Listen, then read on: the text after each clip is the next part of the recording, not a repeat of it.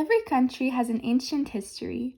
However, a country's history is sometimes blemished by dark historical periods and controversial characters. One might easily think of the segregation era and the Confederate States during the Civil War in the United States, or maybe Hitler and his fascist regime in the 1930s and 1940s Germany.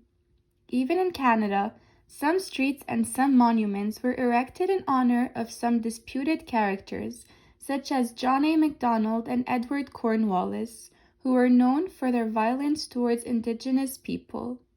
In the recent years, some minorities and social groups have asked for these monuments and street names to be taken down or changed, since many consider them to be offensive and degrading.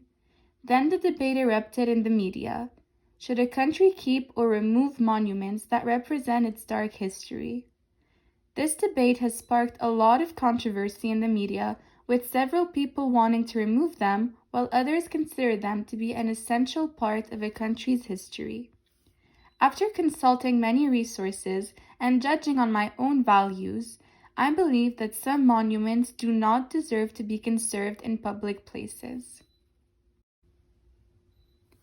Oftentimes, monuments that feature Confederate heroes in the United States or racist Canadian historical figures are meant to glorify, promote, and support white supremacy, colonialism, and racism in our modern societies. According to the Oxford Dictionary, a monument is a statue, a building, or another structure erected to commemorate a famous or notable person or event. A lot of people seem to forget the distinction between history and memorials. Professor Christopher Phelps argues that history and memorials aren't the same thing. He says, and I quote, "As tributes, memorials are selective, affirmative representations. When a university names a building after someone or erects a statue to that person, it bestows honor and legitimacy.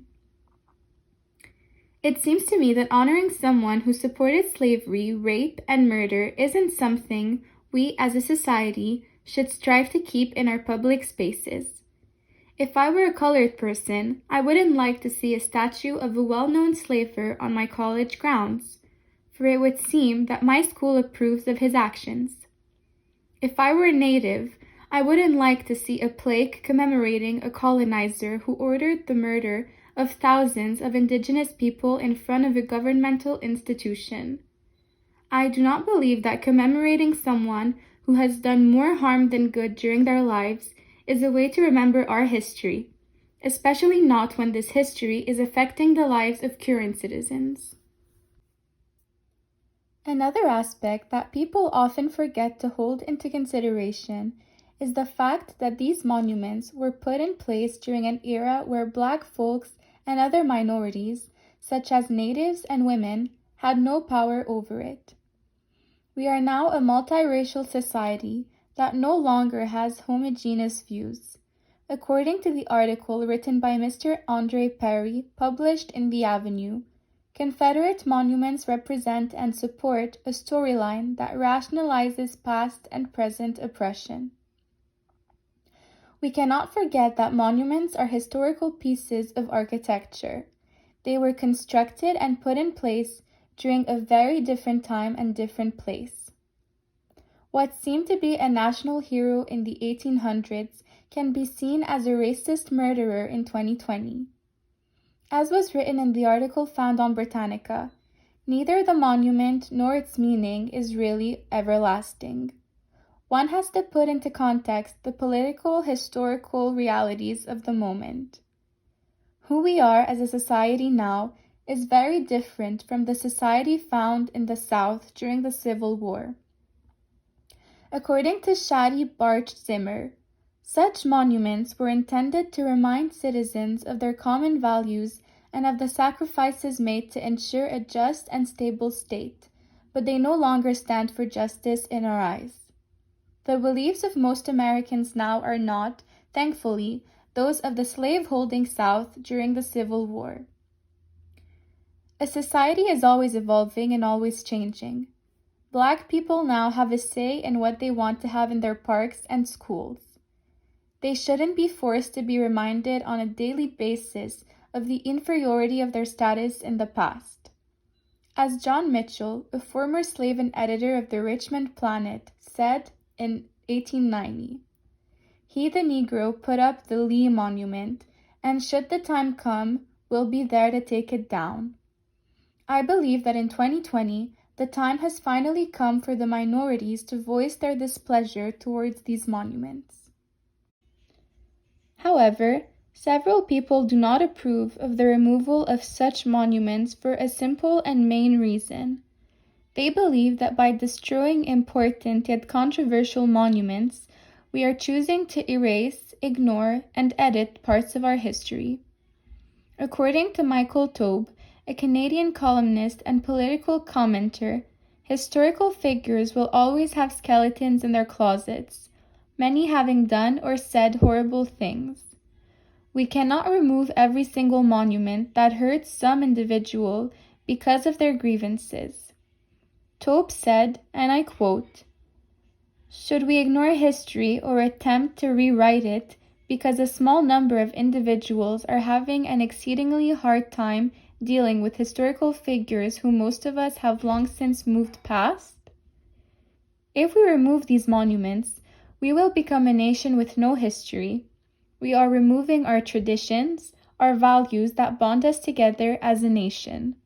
We need more awareness and less obliviousness to history." I do not believe that removing controversial monuments will make us forget our history. Indeed, several other controversial signs and markers of Southern segregation have been removed from public places. That doesn't mean that the history behind these signs is forgotten or erased. Signs that read Negro water fountains, colored waiting room, and other markers of Southern segregation were removed in 1964. However, we all know what segregation is. We have all learned about these racist signs, and we do not need them in front of every bathroom and water fountains to remind ourselves of a nation's history. That same logic can be used to justify removing controversial monuments. If several thousands, if not millions, of people believe that these monuments are offensive, then it is the government's duty to make sure that these monuments no longer bother or undermine these citizens. In an article published in the New York Times, Karen L. Cox wrote, "Lee monuments and others like it have assisted the cause of white supremacy and the deadly violence that has accompanied it. This is why communities across the region have a moral obligation to take up the cause of removing them. Artifacts of hate will be lost, but their history and meaning will not." History will not be forgotten. We have history books, history classes, and museums to make sure of that. What matters most is the satisfaction and well-being of current citizens. To conclude, monuments that are meant to glorify racist and violent people do not belong in public places, but rather in museums and history books.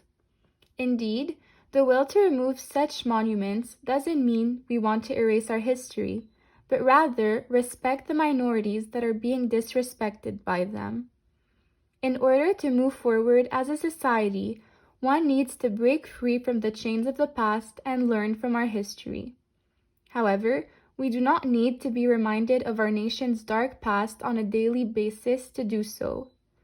As the mayor of New Orleans, Mitch Landrieu, who recently hauled down 3 public monuments related to the Confederacy and to white supremacy, said, and I quote, "These statues were a part of terrorism as much as a burning cross on someone's lawn. They were erected purposely to send a strong message to all who walked in their shadows about who was still in charge in this city. These values and messages no longer hold a place in our modern societies, where everyone deserves to be treated with dignity and equality."